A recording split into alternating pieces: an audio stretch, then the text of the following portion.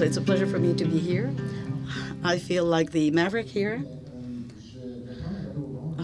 But I will go on with what Catherine said, because I think it's very interesting to situate you. The foundation of the David Suzuki, if you don't know exactly what we do, we invite people to reconcile with nature. So our founder, David Suzuki, that you probably know, he's a very well-known scientific popularizer. We do not put an emphasis, unfortunately, on children. We try to target the population as a whole.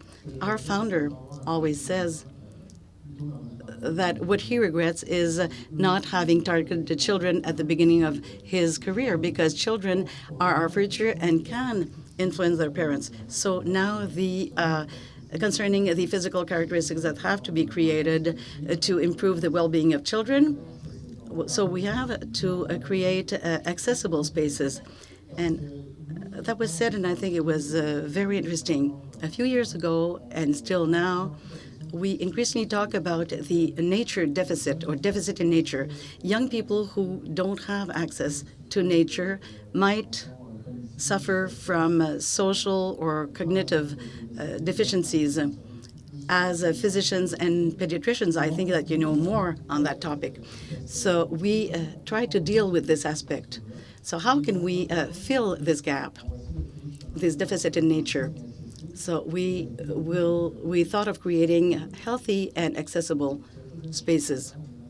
And this is our approach. I was listening to what Dr. Froelich said concerning fear. It's interesting because what we realize more and more is that people have less and less access to nature. They live in big centers.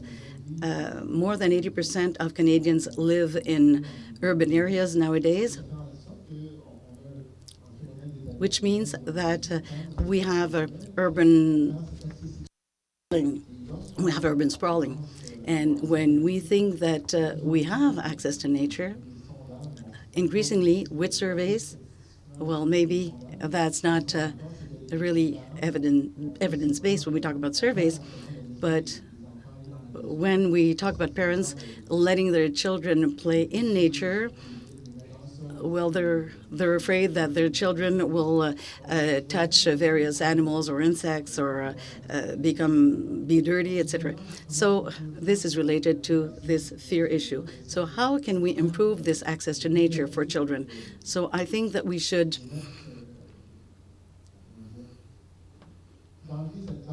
remove this hurdle between us and nature, and to understand that we all are part of one single environment. And we work with a lot of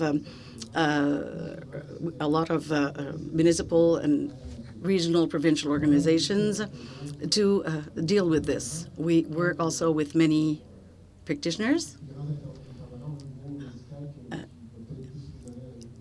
So we work with Dr. François Lise, who is cardiologist, and he wrote the book Planète Cœur, Planet Heart, a few years ago to talk about the risk of cardiovascular disease because of the lack of people being in nature. Since we have that approach, it's an angle that is very relevant for us. And this physician did a lot of work in this regard. That's very interesting.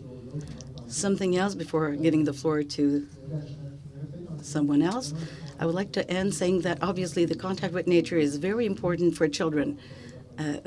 Once again, Dr. Froelich talked about the issue of accessibility to also develop active transportation. And we do the promotion through various measures of this active transportation.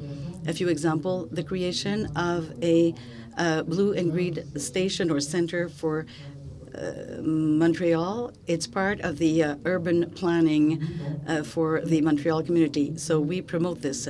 We even create with the magazine Nature Sauvage a map where wild spaces, in fact, are identified so that families and children can have access to these spaces.